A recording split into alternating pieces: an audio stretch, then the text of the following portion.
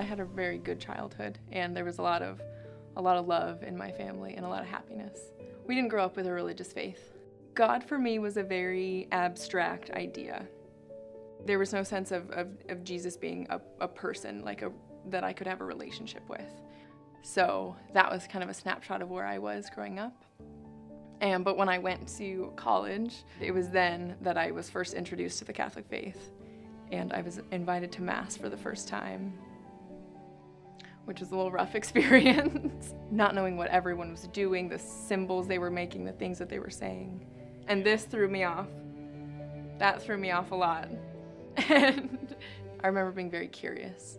And I had good friends that I could ask those questions to. They gave me answers, and they kept inviting me to Mass. So the Lord kind of worked very slowly, and I could just feel my heart kind of softening little by little by little. A couple years after, I was baptized and received First Communion and was confirmed in the church. I remember I was driving home from work, and this still small voice in my heart I just knew that at some point in my life I was going to tell my parents that I was going to be a religious sister. And I remember crying, just tears of joy. And that joy was the very first emotion that I felt, that I felt that I could finally invite my family into this world of mine, and that I had a reason to share it with them. And I remember I would stay awake at night and I would just research communities, and I would learn about all the new words and about what all of that meant, because I'd never met a religious sister.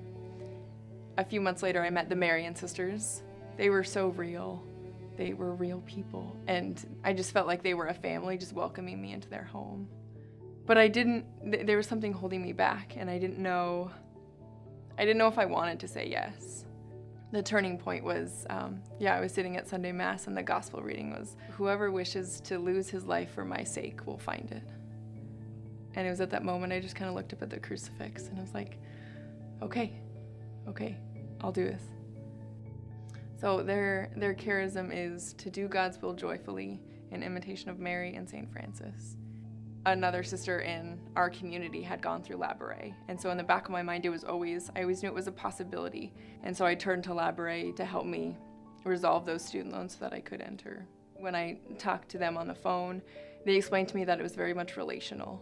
You were meeting these people, and you were sharing your vocation with them, and you were inviting them into your journey.